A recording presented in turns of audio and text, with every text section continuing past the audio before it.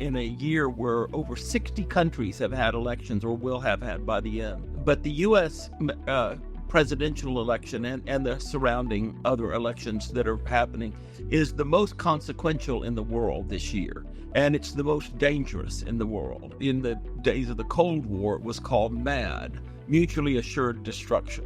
That if the U.S. and the Soviet Union at that time had roughly equal arsenals and could blow each other off the map, nobody would do it. Somebody, if it gets chaotic enough in the U.S., could take advantage of our situation. And it is not a outlandish idea. It could happen.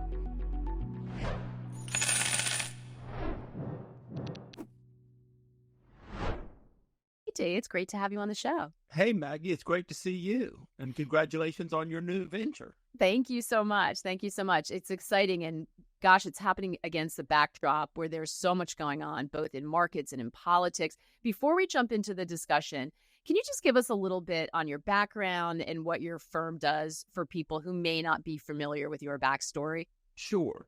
So I'm sort of a jack of all trades and have had a lot of different careers. But this one stuck, and for about 30 years, I've been the founder and CEO of Strategic Insight Group. We are a private intelligence agency based in Texas, working globally, working over 100 countries. And what we do is help people, and particularly investors, mitigate risk. And we don't look at numbers. We look at all the other things. We look at people, corporate entities, situational issues, change, global change, as you know, is a big thing we focus on, and that we're full of it right now. And so what we do is help investors and law firms and companies deal with specific situations. So we do what I call pinpoint geopolitics and pinpoint analysis of a whole range of things that essentially helps people understand and control risk that's not financial risk. So that's a short and rather humble answer. And I know that you like to talk about your career as an archaeologist, and you're sitting behind some of the artifacts that we know that you have so many of them. And that's a fascinating backstory. But you off and on also worked for the U.S. government, for the State Department, and various other organizations as you traveled the world as part of your, I don't know, is it fair to say archaeologist? But you really have operated in many different countries, which is why we really lean on you, and that kind of led you to this firm, didn't it? It did, and so just a quick rundown. I've been a music theorist. I've been a archaeologist. I've run a nonprofit and an NGO that worked all over the world. And then this is career number 4 or 5, depending on how you want to count, where I've run this company, built and run this company. So yes, I love it, and I always like to pay attention to what Dee leaves out, both of his bio and everything else. But we'll leave you to connect the dots. So Dee, we are facing a really fraught election here in the U.S. I think that's probably an understatement. What part of the election are you watching most closely? What are you going to be paying attention to in the aftermath? So, I think I'll start by saying, first of all, this is an analytical opinion. I'm just trying to be objective here. But I think that the election, the U.S. presidential election, and this is in a year where over 60 countries have had elections or will have had by the end. But the U.S. Presidential election and the surrounding, other elections that are happening is the most consequential in the world this year. And it's the most dangerous in the world. And so I'm watching, to answer your question specifically, what I'm looking at is how the citizens of the United States react to the outcomes, whatever they are. We can talk about that, the different possibilities. I'm looking at why this is happening. I'm looking at its connection to other global elections and global events, where they're very much similar issues. And I'm looking at the, I think you now have to say adversaries that the U.S. faces and what they may do in a period of post-election chaos or at least uncertainty. And so it's a lot. It's a lot. Put some meat on the bones. What do you mean by the reaction of the people? You mean social unrest? Or are you concerned? We've seen headlines. The very existence of democracies on the line. They seem bombastic, but do they ring true to you? Yes, unfortunately, they do. And I think that to understand this, there's several things that you've got to think about. First of all, we have a system. It's an old democratic system, and it's not a parliamentary system, and it is a winner-take-all system. So if Kamala Harris gets one more vote, electoral college vote, than Trump, then she gets it all. He has no role, and vice versa. And what that means is the American system can be very brittle in that sense, as opposed to a parliamentary system where you have to, where you get these percentages and you share power and so forth. And so that's a fundamental thing. That's our system. It was put in place for various reasons, which we can talk about, but it's there. And everybody's afraid to do anything that would change it. So given that background, I think the problem is that the U.S. has at least 5 political groupings that are forced into this two-party system. So you've got the old liberal institutionalists, which Kamala Harris is an exemplar of. You've got the old conservative institutionalists. These are people who want to preserve the system and work within it. And there are lots of people, the Bushes and all those people. There are these old, what I call institutionalists. That's my own coined term for these things. Then you've got a lot of people who are at the far left, almost the Antifa left, maybe not quite that far, and the far right. And they are very disenchanted and disenfranchised from the system. And I have actually heard these people say they just want to burn it all down. I've heard that on both sides. And so and start all over. And so when you've got all those things in combination, and by the way, fixed election dates, which a lot of other countries don't have, which invites money into the system because people are already planning for what they're going to give in, 2 years from now and 4 years from now. So it has produced it's a system that in chaotic times can become very brittle. And secondly, people do not have trust in their leaders any longer. This has been observed since ancient times, but what allows you to get elected is the opposite of what you need to govern.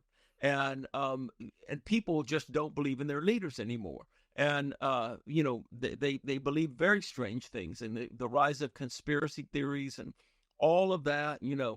Some polls show that a quarter of Americans believe their political leaders are involved in child sex trade. I mean, all these ideas that, there's been a lot of work in the scientific field and evolutionary studies and social evolution and so forth, that humans evolve for trust, not truth.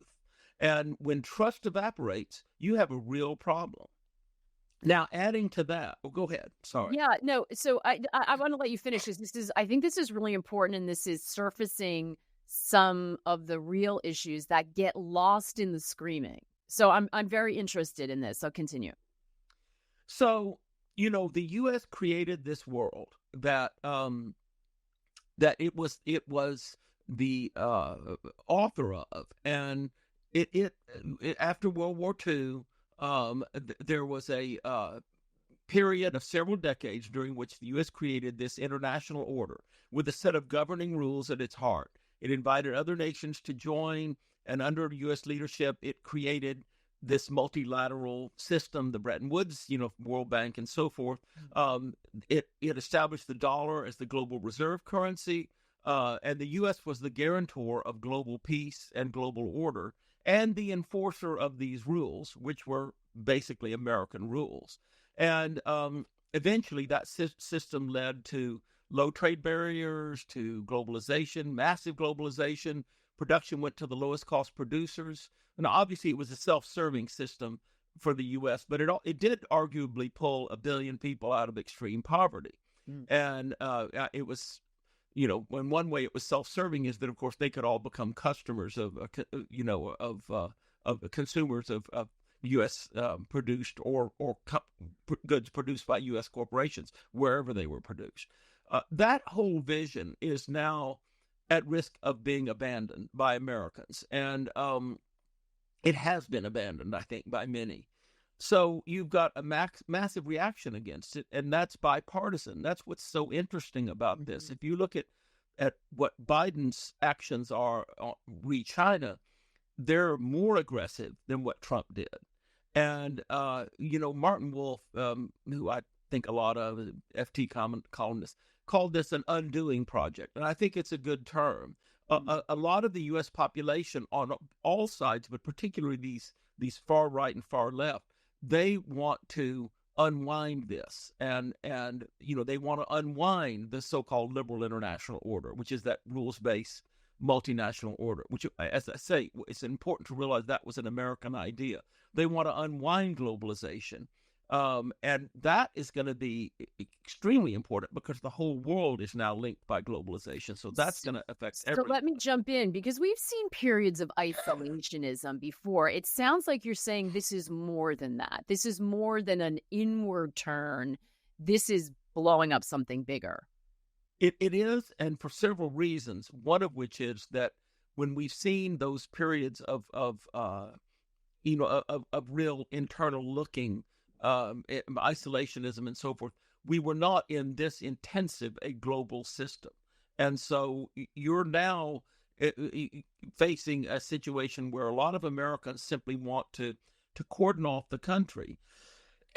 Excuse me. And that is it's going to make things more expensive. I know that the idea that is put out there is that tariffs will pay for a lot, but what they're going to do is they're going to actually cause higher demand. Since you can't buy things imported at a low cost, they're going to cause higher demand for U.S. created things, which is going to drive inflation within the U.S. And you're going to have a measure of, and this could get quite extreme, of other countries having some kind of retribution, trade retribution.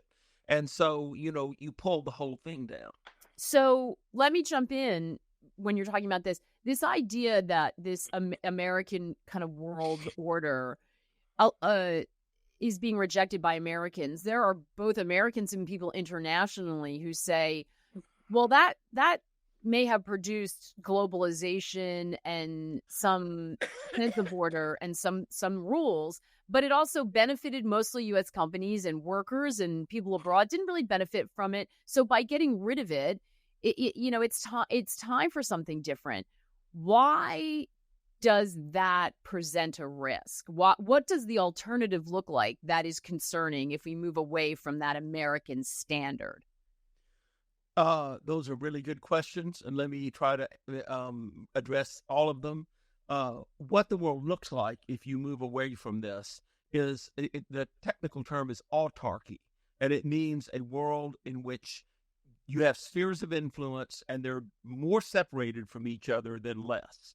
And so, you can imagine that, and this is just theoretical, but it could happen, that, you have the Western Hemisphere. And there's a lot of reshoring and fringe shoring and so forth going on, so that the U.S. kind of detaches from the rest of the world and focuses on the Western Hemisphere. The Western Hemisphere focuses on itself.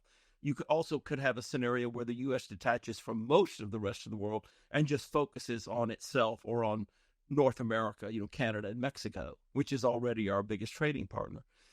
To go back to the earlier point that you made, I think people do not see it as something that benefits them. They see it as something that benefits other countries, and they're tired of it. They're tired of the inequality that it has produced, both globalization and technology. They're tired of immigration. We can talk about that in a few minutes.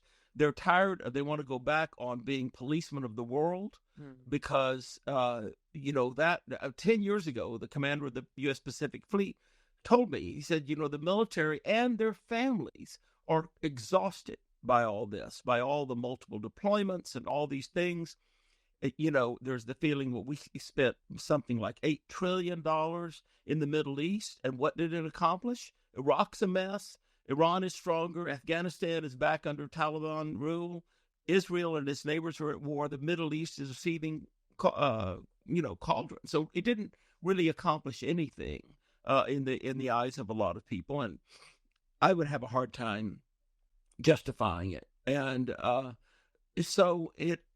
the failure of that went into this lack of trust that we all have for our leaders because they make promises that can't be kept. I'll get into that in a minute. But the U.S., I think, doesn't even want to be banker of the world anymore. They don't want to do foreign aid. A lot of people, and the system's moving this way. They're reversing this thing that has been central to the American project, which is moral leadership, democracy, anti-corruption, and so forth, keeping countries in line, creating policy conditions that have to be followed if you want U.S. money, and so forth. So yeah, and there are people who are going to hear that and say, yeah, that's exactly how I feel. And what's wrong with that? Why not do that? It is. I think it is exactly how they feel, and I'm not saying that there's anything wrong with it. It's a different way of organizing global society. The only danger in it is that we could easily get to a point where we can't cooperate on what they call global commons goods, things that require transnational cooperation, like climate change. I know a lot of people don't believe in that, but or they argue about the causes, which in my opinion are both human and natural. But there are lots of things that have to be addressed, and if you really start breaking this, globalized system into parts that don't deal with each other well, then you're going to. That's the main danger.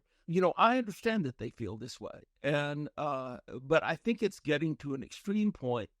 And it's not just the U.S. It's, as I said earlier, there are similar things going on in other parts of the world.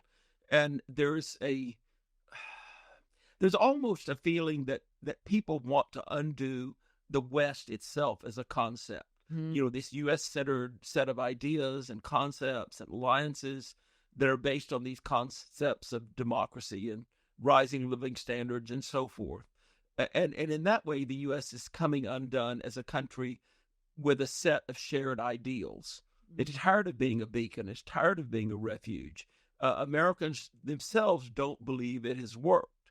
And so this, the concept of America and America's concept of itself is at a risk of being at a tipping point and changing dramatically. I think that's my analytical opinion. Yeah. And so it sounds like that even if you allow for that and agree with it and you feel like that is right, that we're ready for something different and change, no matter where you're sitting in the world, is there an obvious substitute, or are we in a period where it's going to be chaos in that void?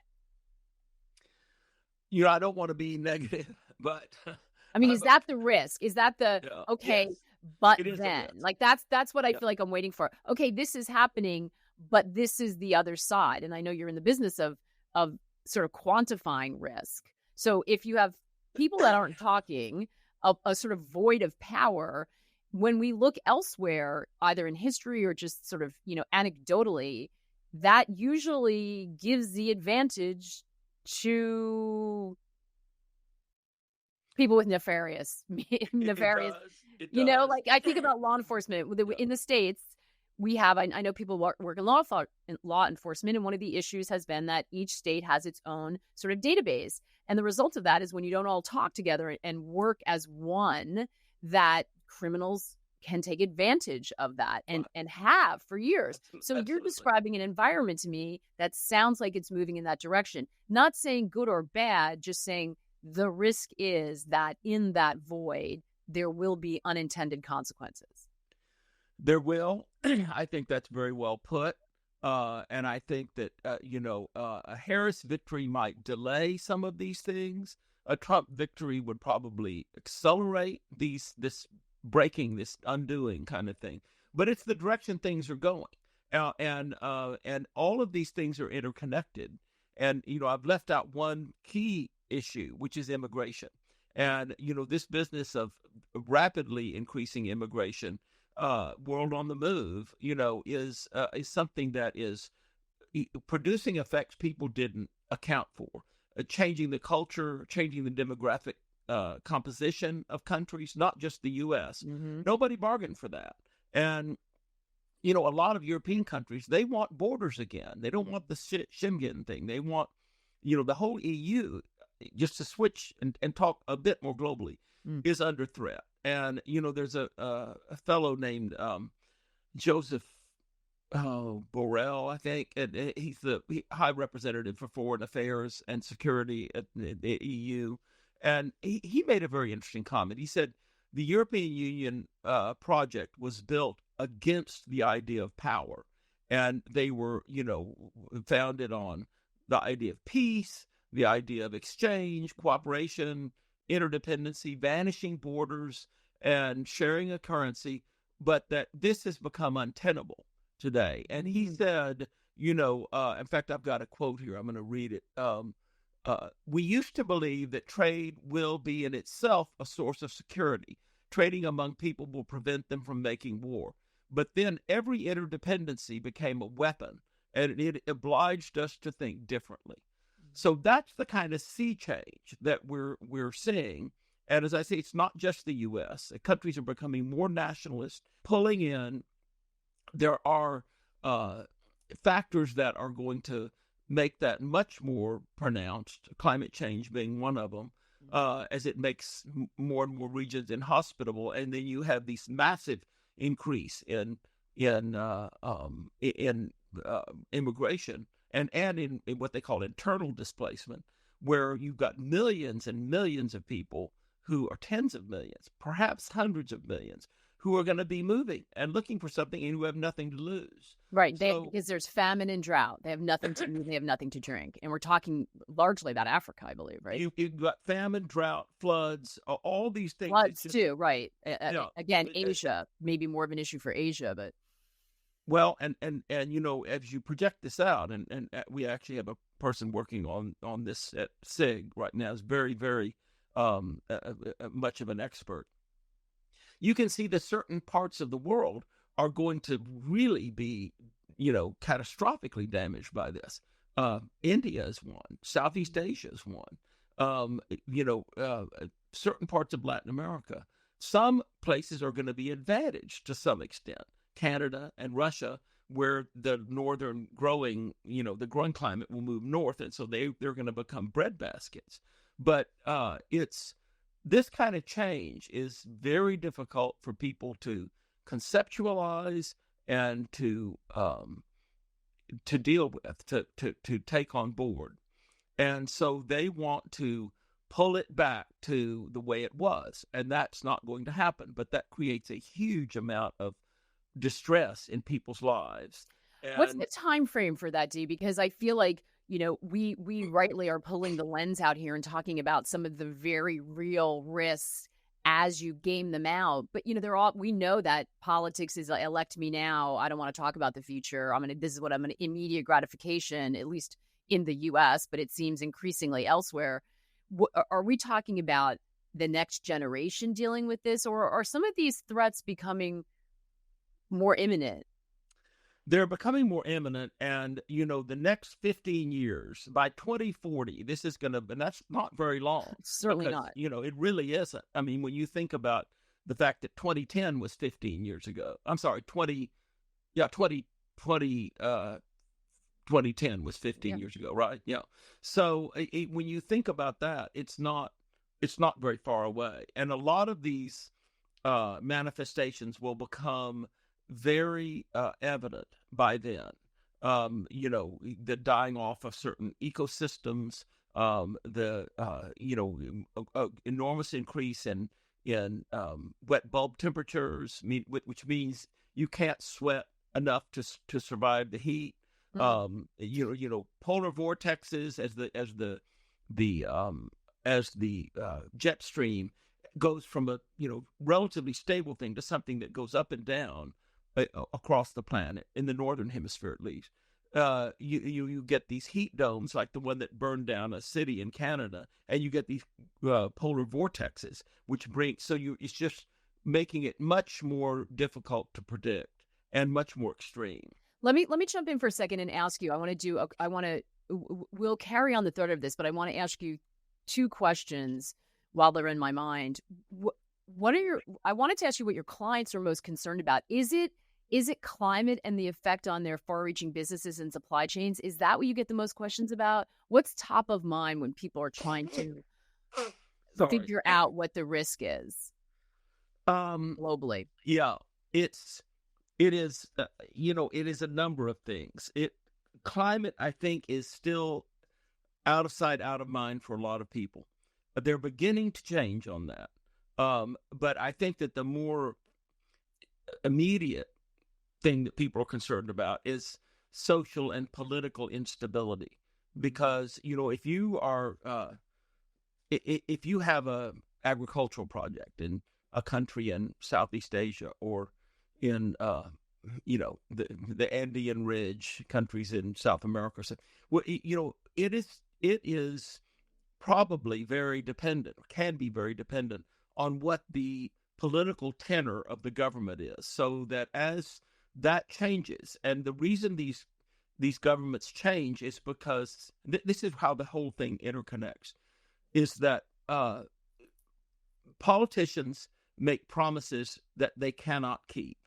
And this is what, I'll give you an example of what's going on right now, is these promises that both sides are making that they're going to revive the American industrial working class. Mm-hmm. It can't happen because within 15 years or so, the remaining things that have been done by people are going to be done by automation and robotics and AI and 3D printing and all these things.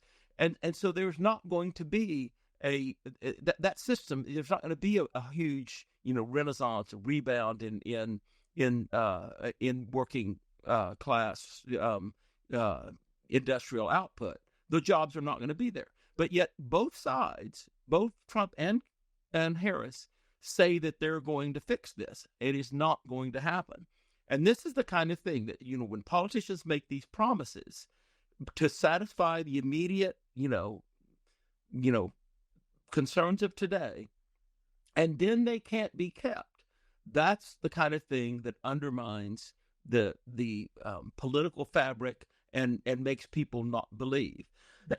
And that has consequences. And so, to go back to my example, if you are doing a project in some country and it's based on certain agreements with the government and so forth, and you get into this situation where people are kick the bums out kind of thing in a democratic situation, those may go away, and the people who are in favor of your project may be gone, and other people may not be in favor of it simply because they don't want to be identified with the previous thing.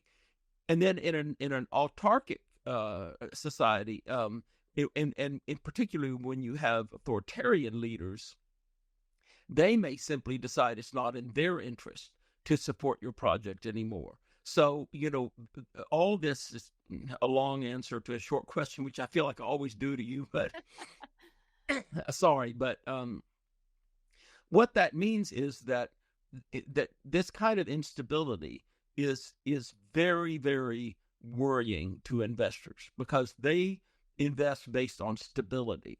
And the world is becoming so unstable, and things are happening for reasons that are not apparent. The price of gold. There is no reason for the price of gold to be as high as it is. No ostensible reason. No reason that we can see out there overtly. And I was talking to a real world expert on gold not long ago, and she said, I think gold has an IQ. She said, I think gold is telling us that something's going to happen. And I think she's right. And I think that there are all these indicators out there, but we're now seeing more and more things that are inexplicable in a previous understanding of how the world works. And one thing I think is happening with the price of gold is that it's connected to efforts to decentralize the dollar as a global reserve currency. And I know that sovereigns are buying gold, both futures but particularly physical gold, and to get rid of their debt, the debt they bought from the U.S. government. And I mean, this is a whole other topic, but it's this kind of thing that I think. You ask me what I hear people most worried about. I mean, they're worried about whether the people are any good who is in a deal they're investing in. They're worried about the entities. They're worried about all those things, which they always have, and they should be. But they're also increasingly worried about the nature of the beast is changing so much that the elements that they've predicated their strategies on are no longer reliable. So it's almost, it used to be, and you used to be in the business of quantifying political risk when you're investing internationally. It sounds like you're saying now we've kind of reached this point where it's incalculable. We don't know. It's almost impossible to figure out what the risk is because we're entering such an unknown. I think you're right. I think that's very well stated. And I think that it's also terrifying. It is terrifying because it means that you can no longer draw a straight line, which is what investors like to do. They like to know if they do this, then that will result. And that's, it's like a bit like physics, where all things being equal, the ball will roll down a slope at a certain, but all things are never equal and the slopes are never even. And, but if they're even enough, you can do it. But you can at least chart it out. You can at Yeah. least chart the probabilities. But Yeah. this is getting. Exactly. Let me ask you a question. Someone that I've had guests coming on talking about different things, and I want to run a couple past you. I was talking to an energy analyst who said that he does not think the EU will exist in a few years, that the European Union experiment will end. I would not disagree with it. I don't know that I wouldn't say that, I wouldn't say quite that certainly, but I think that there's a high probability, at least 50%, that could easily happen because it's already breaking in so many ways. And, they could easily go back to the kind of, aggressive relationship with each other, fighting each other and so forth. I mean, it's already starting to happen. I mean, the invasion of Ukraine, was something that was a watershed, although it we were just not paying attention because Russia had already invaded Georgia and it had already previously invaded Ukraine and taken, Crimea and so forth. And but I remember this very well. And I was on several podcasts and shows and things, and maybe you did one of them. But where there was a group of us who basically said, you need to look at what's going on. This was before Russia invaded. You don't move a large number of soldiers and their equipment across one of the largest landmass countries in the world if you're not serious. And people, because they were falling into this trap that the past is the near past is a predictor of the near future. The recent past is a predictor of the near future. That they thought, no, there hadn't been a war ground war in Europe in ages. If they're not, this is all for show. And then they were all surprised, but they shouldn't have been if they were looking at what was going on. And so you see that spread. You see that because a lot of people associate that with the personality of Putin, and they think it's based on that. You see this as a symptom of greater strife and unraveling in Europe? I do. I think it's also based on the personality of Putin, but you have to look at how certain kinds of personalities get elected in times that are stressed, and so where do you separate it? It's So maybe not the cause, but the symptom. right. Exactly. That's exactly right. So And let me go ask ahead. you. Sorry to jump No, go ahead. on, but I all of these things are so interconnected. So let me throw another one out there. So we have Russia who's continuing this war in Ukraine. Someone else I spoke to said, "Listen, U.S. is going to be out of it if Russia is going to be prevented from taking over all of Ukraine. It will be because the Europeans banded together to stop it." Do you see a scenario where Ukraine manages to remain independent, or is it only a matter of time before Putin's victorious? Yeah, it's a really, really good question. My take on it is that Putin's idea is that the Americans in particular, but the West in general, is going to get tired of this and gradually pull their support away, and then the Russians will have the Donbass and these eastern parts that they've already taken, and there'll be some kind of settlement forced on the Ukrainians, and then Russia will bide its time and build up its strength, and then go again, either into Ukraine or into some of the neighboring states like Belarus, which is already leaning that direction, and so forth. And it's very, for all the reasons we just talked about earlier, the exhaustion of the U.S. and its desire to pull back from the international arena, and the dissolving, not maybe that's too strong a word, but the breaking apart of the EU, that that will happen. That's what he believes, and I'm sad to say I don't think that it's completely out of bounds. I would, all these things are. It's what's so interesting about today, alarming but interesting, is how many things are at a 50-50 probability. They're too close to call.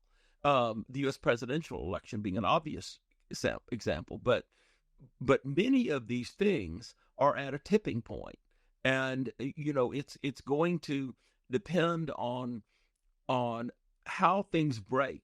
Multiple things that are self-reinforcing or self denying, and they can break in different ways, and it's too close to tell. And we have not been in a situation like that in a very, very long time. Not in the length of any of us living, unless you're 100 years old. But and there might be a few of them out there. So let me flip it, because I think especially in the times we're living in, because that uncertainty sparks real fear in us, right? The investors aren't the only ones who want to be able to look into the future, right? Individually, we tend to gravitate toward fear because it's a thing that kind of, from a evolutionary standpoint, kept us alive. We talk about that a lot. Why are we also attracted to doom mongering? Because there's something really sort of genetic in us, right? Deep-seated need to address the fear. Is there a scenario? And so it's easy to go down the rabbit hole. It's easy to say democracy's failing, strong men are taking over everywhere, we're going to enter a period of chaos and warlordism where all the rules we know broke and criminals are running free and taking advantage of that, and it's just going to be sort of the end of days. It's easy to go down that road. Is there a possibility of something better or improvement, or in this sort of difficulty of change, something better is born? Do you entertain that? Does it seem like there is a possibility for that, and what would that look like? Yes, and I would say that we have no problem as a species, as a nation, that we can't solve with existing technology, let alone what's on the horizon. The thing that keeps us from doing it is human nature, and that's the systems that have tried to work against what human nature is have not succeeded very well. Communism being the most obvious example, and so I think it's obviously there are times that are better and there are times that are worse. it's just such a perfect storm now. There's so many alligators in the swamp, whatever analogy you want to use. Um, but that's not to say, again, I would almost say it's 50-50, but trending a little bit more towards the negative. But I do think there's a chance if people, really woke up and changed the way they behave in certain ways. But I think that there is such a palpable sense of dismay. Have you ever heard this song called "Rich Men North of Richmond"? Oh, yeah. Didn't that go viral? It did. It was about a year ago. And one of my viewers told me to check it out. Yes, you might even want to play it for people. If I could share screen easily, I would. It's not very long, but it made this huge impact. It debuted on number one on the Billboard charts, which is the first time that's ever happened for somebody who has no professional, singing, no chart history and anything. But it touches on government power, inflation, taxes, low wages, food insecurity, and even child trafficking, as well as that general sense of dismay. And the singer who wrote it was apparently unhappy that it was praised at a Republican debate, because he said that he wanted to be clear he was against both parties. Yeah. And I actually somewhere here I've got. Let me see. Yeah, but it speaks to the fact that the discontent is not partisan. It's deeper than that. That's right. And, so here's the first part of it.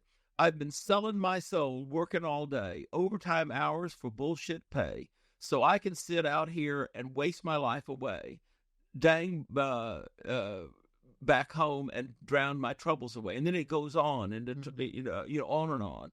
And I think it's really important and telling about what people's attitudes are now. And the problem is, okay, so to zoom out, the problem is that we're looking for answers in old systems that are not relevant to our current situation. So, what are the systems we have, market capitalism, socialism, communism. The most recent of those is more than 150 years old, and they're not relevant to the problems and the needs and the issues we have today. So we have to come up with something new. Now, if somebody can come up with something new and get enough people to get on board, and something that's realistic from the standpoint of the actual situational issues, then there could be a hopeful future. But so far, nobody's come up with that, whatever it is. But I think either we come up with that, or we're going to face a real, almost like the Dark Ages or the period of warring states in China and so forth, as you were discussing earlier. And it's just, but we need to think outside the box. I mean, we have so many of these, but debt is such our whole system is predicated on debt. Was it 36 trillion national debt of the U.S.? So do you think that new system is based on technology? Because I imagine there are going to be people listening to this who are, and this is going to anger other people, but who are in the world of decentralization and blockchain and are imagining a world that they want to see changed and think somehow this might be part of the answer. But those are the technological utopianists. And I know that there are lots of people who have that kind of idea. So basically the idea is we will innovate our way out of this. Mm-hmm. And so far, all the progress hasn't really worked. I mean, do you remember that the internet and social media were supposed to bring us all together and, kumbaya moment that would last forever, and didn't quite work out that way. And it's just that there's so many trade-offs in all these technologies. AI, for example. Well, first of all, there are people who believe that, and serious people who actually work in AI, who believe that it's going to create, as something that takes over the world and against the interests of humans, or there's this thing they call the singleton, which is, that it's a machine that runs the world as a giant communist state, and humans have no real decision power. There are all those all sort of version of the Matrix. By the way, and those people are reputable. They're reputable. They're real. I just had the absolute pleasure of spending an evening with Jeffrey Hinton, who is one of the people who signed off on the paper. He's been a vocal, person raising concerns. And it's really fascinating to hear what his concerns are, and they're very real, and they should be taken seriously. And so even leaving that aside, the enormous energy demands of all this tech, of AI, and they're simply going to make the climate situation worse because there's so much energy that they require.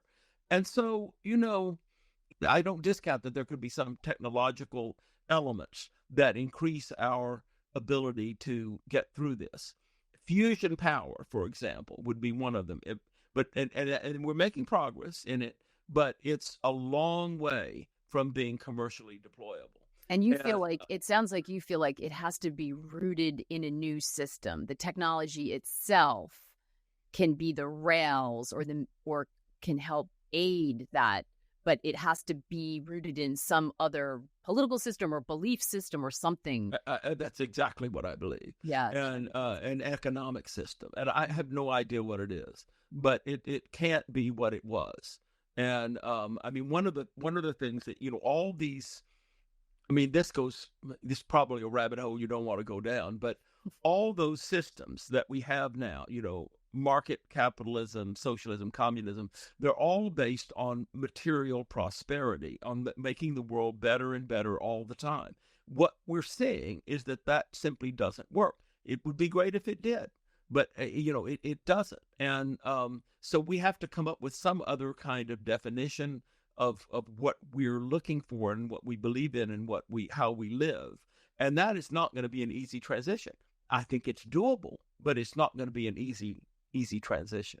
Not if we don't start having a lot more intelligent conversations. It's not going to be. And Dee, if you know me, there's not a rabbit hole I don't like to go down. So I love surfacing that idea because I think it elevates the conversation to what we should be talking about at elections. And as we look into the future and with our children, as we try to teach them things, what do we want a society to look like, as opposed to, and you're right, I think touching on that material aspect of it is frustrating, and it's not enough. It's left a gaping hole that we can't fill. And I think about that all the time when you talk about if we had just paid attention to things. There's a reason we have a massive opiate addiction issue in the U.S. because I think it speaks to that whole, it speaks to the frustration. We could have seen this coming. It's not just centered on one political candidate or not. Like this has been growing out there.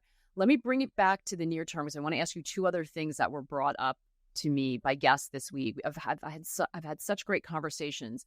So I spoke to Jacob Shapiro, who I know you know and you've spoken to in the past, who said something really interesting to me, and that was that if you look back at 2024, the most underappreciated event and the most important development wasn't the election. It wasn't a lot of the other things, whether you're talking about Japan or even the military conflicts necessarily around Israel. Or it's that Yemeni militants, ragtag bunch, shut down basically traffic in the Middle East, shipping traffic. They're still avoiding that area. And that is going to have huge implications. I wonder, I'm sure this has come up with you as clients ask you about risks in that region. What do you think about that statement? And how are you thinking about that? I would agree with it in a slightly different way. I think that it's a subset of a new set of conditions. It's an exemplar, whatever term you want to use, of the fact that, the giant military machines that these countries have can now be undermined by very low cost, I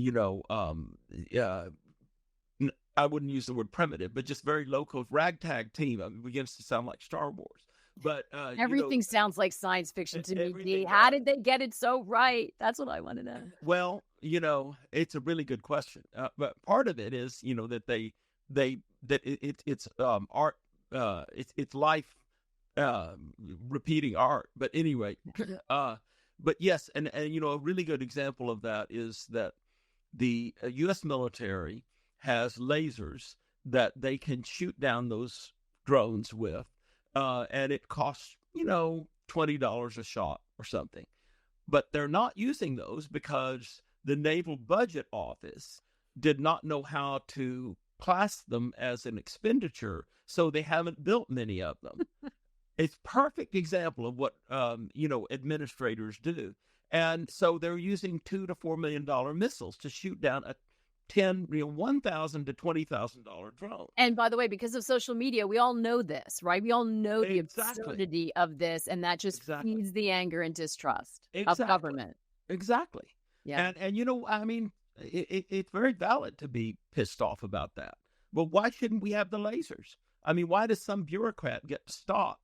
And this is where I think it comes home, is that there are solutions out there to various problems, and perhaps there are big solutions and ideas out there. But the incumbent systems are so sclerotic and so frozen and so hard to change. I remember a number of years ago, I was doing a project for a very large Fortune 100 company. I was dealing with the chairman, and we were talking about this issue, and he said, trying to get this company to do anything is like turning the Queen Mary. This is the chairman. You just can't make it do these things. Mm-hmm. And, this is why I think we may well go from a world of very large entities, states, so forth, into a world of much smaller entities. Because the large entities, they're dinosaurs, and they're not able to adapt quickly enough. And that, unfortunately, is probably a more chaotic world, because the smaller entities have more individualized interests, and that are, not in the interests of others. And so, I mean, we could discuss this all day, but yeah, it kind of brings me back to that warlordy kind of, right. Which we know has not worked out well for people, for individuals, and becomes the whole power race gets really crazy in that. Let me ask you another thing that I heard, which is related to what we're talking about in terms of what modern warfare looks like now, kind of re-understood through the lens of what happened in the Middle East recently, not to mention with Israel and Lebanon. So I was interviewing the CEO of Security Scorecard, Cybersecurity, very, very talented, cryptography, understands all of this. And that's their job, to kind of score what's going on. And he talked about the discovery of what we call digital sleeper cells in the interview. I don't know if it's officially called that, but that schemes have been uncovered and have in real life, not theoretical plans, but of the Chinese building in spyware into routers that all sorts of different companies buy, simple, cheap $300 routers that sit there, but they don't use it for espionage right away. They basically sit there and wait so that they, at a moment, should there be tensions between the two countries, can take down huge swaths of infrastructure. I mean, this sounds like a completely futuristic world. Is this what we are looking at in the future, those kinds of threats? Yes, it is, and those things do exist. And long before the Chinese were making these things, the Americans put those kill switches in all the equipment that when they supplied all it's what states do, and it is so it's not new. It's not new. I mean, the point in time in which it really came full force, I think, to people was, and this was the U.S. military, that as far as I can tell, they woke up one day and realized, oh shit, all these flat panel displays in our fighters are made in China. What have we done? And so it's this. I mean, this is the downside of globalization, is because you want it that cheap, then you open it up to all sorts of risks. And yes, that kind of risk. This is one thing that countries that deal with China, and that they give them money. They don't require them to not be authoritarian or anything like that. But and maybe the Chinese build a port, but the Chinese hold the kill switch to that port, and so they've got the country over a barrel, literally. And it's it is a huge danger, and I worry a little bit about that in the next week or so, because I think somebody. And by the way, you don't have to be China to do this. There are lots of ways to. You have to be China to build the equipment, or someplace like that. But there are lots of ways to accomplish things. And we haven't even seen that really done. But somebody, if it gets chaotic enough in the U.S., could take advantage of our situation and start doing that kind of thing. And it is not a outlandish idea. It is not an unlikely threat. It could happen.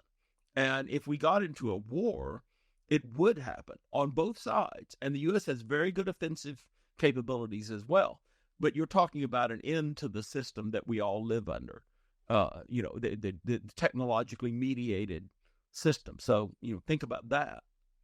Wow. That is so. I want to underscore, and I always say this when we're having these conversations. These are very serious, very scary things we're talking about. And the fact that we're just chugging along, ticking them off, doesn't mean that we don't sort of bear the weight of what we're talking about. I always think it's important to pause and say that you're in the business of sort of evaluating this all the time. And I know you don't say these things lightly, because the idea of a cyber attack in the next week after the election, I think, is exactly what's making people so anxious and so scared. So let me sort of flip it or say that if everyone's vulnerable, does that put off the possibility that this happens? Because as you said, China has the capability, Russia has the capability, the US has the capability. Everybody's doing this. And so does that save us from ourselves? Is there diplomacy happening behind the scenes, behind the angry rhetoric that it's the sort of typical war games, right? You play out all the scenarios. They're not good for anybody. Is there hope in that idea? Yes, there is. And that is what in the days of the Cold War was called MAD, mutually assured destruction. That if the U.S. and the Soviet Union at that time had roughly equal arsenals and could blow each other off the map, nobody would do it. And that worked. We didn't have a global nuclear war in decades of a Cold War with Russia. And I think that that's still true because the nuclear weapons are still there. It's still true with those. It is also true of cyber and other threats, biological and so forth, that can't be controlled. There are, I would say, two things that is that first of all,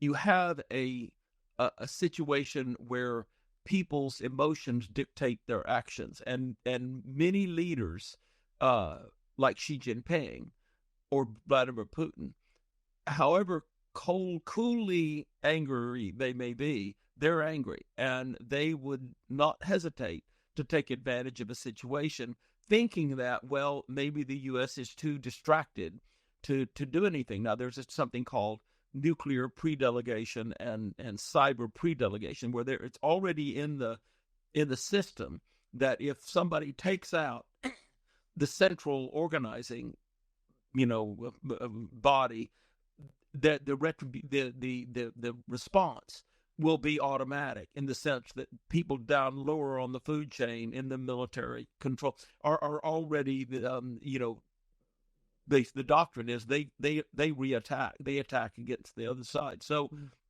and they know that too.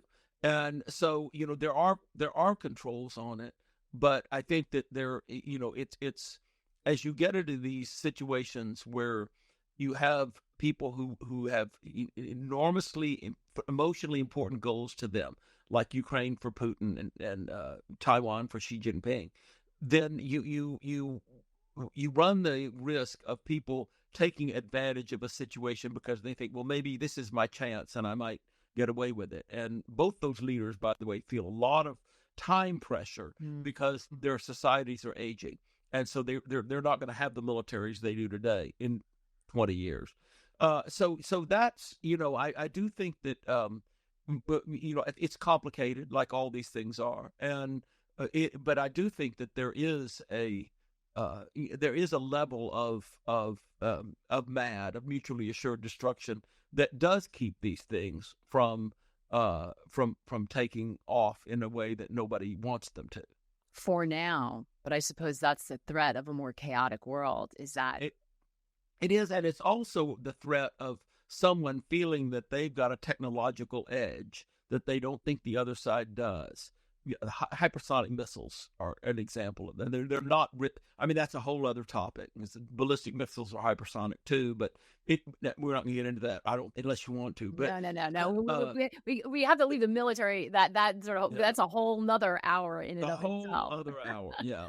But yes, those, if people feel like they have a political or social or military, particularly military edge, and they've got a short window, that's where these things can go wrong. The second place they can go wrong is something that happens by accident or some rogue, player, and then it escalates into a series of incidents that can't be stopped. Fortunately, now the U.S. and the Chinese military have started the hotline kind of negotiation. They're talking again. For a while they weren't, and that was incredibly dangerous. But they are now, and but it's still highly risk prone. So, Dee, as we wrap up, I mean, this is just terrifying, so much of what we're talking about, and I think it is. Even if we don't understand the details as much as you do, I think everyone senses that it does feel like we're at a tipping point, or that there is so much danger in the future. Are there are no easy solutions. We established that, but are there voices? Are there leaders? Are there places that we should be paying attention to where people are working hard to prevent us from tipping into that kind of danger? Like, we need a hero, right? That's what it feels like. But are there places we should look to say, hey, hang on a second, this person is showing some leadership. We ought to take a cue from that. Do you see any good examples or hope out there? Yeah, there are a lot of them, and there are a lot of people working in multilateral institutions. And I was just on a call this morning with two people who are very involved in the organization of the next COP, the conference of parties about global climate change. And there are a lot of people who are doing that, who are being very innovative and thinking about things. Unfortunately, they're not mostly the people in charge of countries, and even the people in charge of corporations who can also they're huge and they can play a role. They're being silenced by the rhetoric and the level of animosity that politicians and fear of retribution, right? And fear of retribution, exactly. And so, there are lots of voices out there, but they need to be in positions, and what that's going to take, they need to be in positions where they can be effective. What that's going to take is a change in the way the people who elect politicians look at things, and that's where the rubber hits the road. And it's just, at this point, everybody's so angry, and everybody angry at everybody else. I mean, I find it very disturbing that it's hard to have a conversation about politics in this country without people screaming at each other. They talk past each other, and they ought to be able to have a dialogue, and we used to. But it's just this whole set of things that we've been talking about that's pushed people. I honestly think that the level of change is that there are two things here that are driving this. One is broken promises, and people are just really angry about that. And the second is the scope and rapidity and level of change, because that, I would say, from my observation, it's making people deranged. And I don't use that word lightly. I think it really is just, it's putting them out of their mind, and it keeps ratcheting up. It's And so almost too much for us to handle without guardrails and someone to help us understand it. And without, we never get a break. We don't get time off, really. I mean, you may be able to go to a beach or something, but you're still thinking about it. And we're not built evolutionarily to be always on, and yet our society demands it. So I think there's some big changes coming up. Well, Dee, I hope this conversation helps contribute to some of the deeper thinking that we all need to do when it comes to the future and who's in charge of it, and how we conduct ourselves. Absolutely. I think this has been so eye-opening. Thank you so much. I always love talking to you. It's great to talk to you. You ask really good questions. Thank I have you. to really think about it. Thank you so much. No, it's really important. It's really important that we lean into discourse. And so thank you so much, Dee. I really appreciate your time. Always a pleasure.